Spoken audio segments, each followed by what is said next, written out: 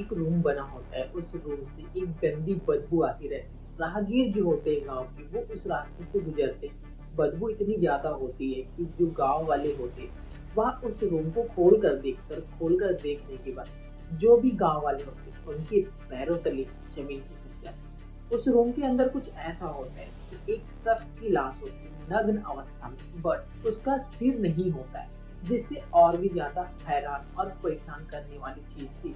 और जब पुलिस को इस केस की जानकारी होती है, तो फिर पुलिस जो है इस केस को किस तरीके से हैंडल करती है, वो आपको इस स्टोरी में जानने के लिए मिलेगा कि किस तरीके से वह शख्स कौन है, जिसकी बॉडी नग्न अवस्था में और बिना सिर के मिलता है।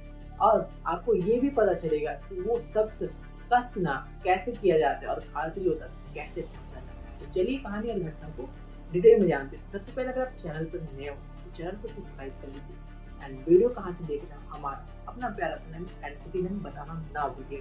कहानी और घटना जो है उत्तर प्रदेश के फिरोजाबाद से, जहाँ पे एक लड़का होता है जिसका नाम सौरभ होता है। सौरभ की शादी 2014 में प्रीति नाम की लड़की से होता है। दोनों की शादी जब होती है, दोनों नाबालिग होते हैं, तो उनकी एज हो जाती है। उसके बाद जो प्रीति होती है वो आ जाती है अपने हस्बैंड के पास, सौरभ के पास। दोनों अच्छे खासे जीवन यापन करते रहते हैं। फिर 2022 में जो प्रीति होती है वो सौरभ के ऊपर दहेज मांगने के आरोप में केस दर्ज कर देती है। अब केस दर्ज होने के बाद जो है प्रीति जो है अपने मायके चली जाती है और मायके जाने के बाद जो है 3 साल वहाँ रहती है। 3 साल रहने के बाद वो फिर से वापस आती है। दोनों परिवारों के समझौते के बाद जीवन यापन जो है फिर से चलने लगता है। जो सौरभ होता है वो ऑटो ड्राइवर होता है। उसी के मोहल्ले में रहने वाला एक लड़का जिसका नाम सूरज होता है, वो प्रीति के साथ दोस्ती करता है और दोस्ती कब प्यार में बदल जाता है पता ही नहीं चलता।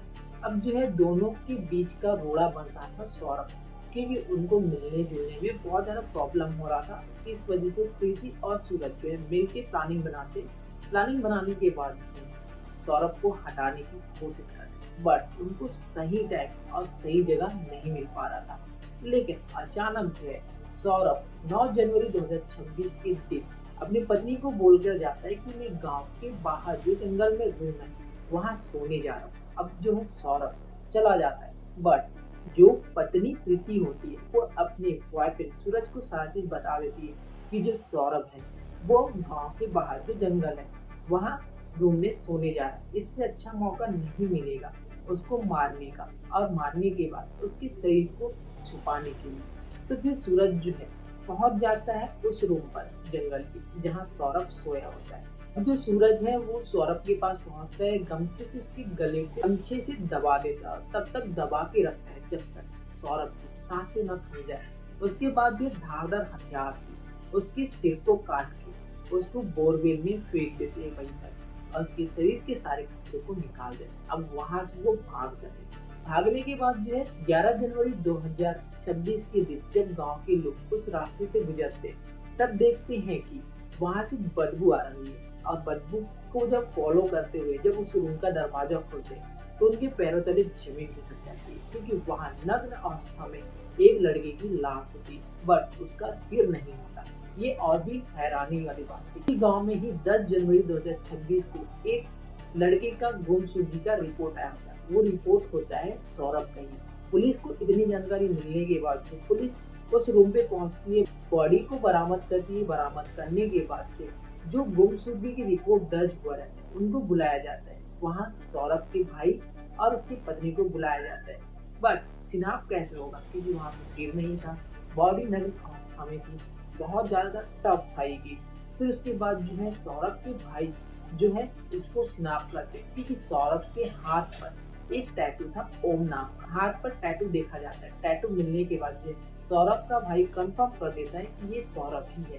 पत्नी को जब पता चलता है कि उसी की पति का बॉडी है तो वो रोने और बिलखने लगती है। अब जो है इतना सब चीज होने के बाद जो है बॉडी को पोस्टमार्टम के लिए भेज दिया जाता है। वहीं के आसपास से बोरवेल होता है, वहाँ उसके सिर को भी बरामद कर लिया जाता है। अब जो है पुलिस जो है अपने तरीके से छानबीन करते रहती है। तभी जो है सौरभ के भाई कुछ ऐसा खुलासा करता है जिससे पुलिस भी हैरान हो जाती है। सौरभ का भाई बताता है कि उसकी भाभी प्रीति का 3 साल से उसी के मोहल्ले में रहने वाली एक लड़की सूरज के साथ अफेयर हो ना हो, इनका ही ये करा धरा हो सकता है। अब पुलिस जो है इस एंगल को चेंज करके दूसरे एंगल से छानबीन करती है, तो कंफर्म हो जाता है कि प्रीति है और उसका बॉयफ्रेंड मिलकर सौरभ की हत्या की है। फिर जो है पुलिस को पता चलता है 12 जनवरी 2026 को कि जो सूरज है और उसका एक दोस्त सलमान, जो दोनों मिलकर सौरभ को खत्म किए, वो श्री राम रोड पर जा रहे हैं। पुलिस जो है तुरंत वहाँ चेकिंग करती है। चेकिंग करने के बाद सूरज को पता चल जाता है कि यहाँ पुलिस जो है चेकिंग कर रही है। वो भागने की कोशिश करता है।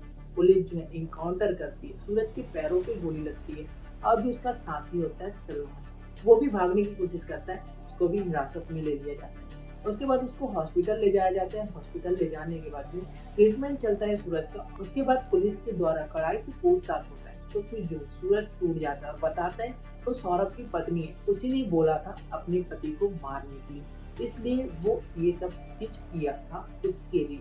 अब जो है सूरज और जो प्रीति है वो पुलिस की गिरफ्त है। मीडिया सूत्रों के मुताबिक ये सारा चीज पता चला है और इस कहानी और घटना के ऊपर से पर्दा उठ चुका है। अब आगे कोर्ट तय करेगा कि प्रीति और उसका बॉयफ्रेंड सूरज, उनके साथ क्या होगा क्या नहीं होगा। बाकी कहानी और घटना यही है जो कि हमने आपको बताया। बाकी इस कहानी और घटना की आपका क्या राय है कमेंट बॉक्स में बताना ना भूलिएगा। आगे मिलते हैं किसी और वीडियो में, तब तक के लिए खुद खुश रहिए और फैमिली को भी सतर्क और सतर्क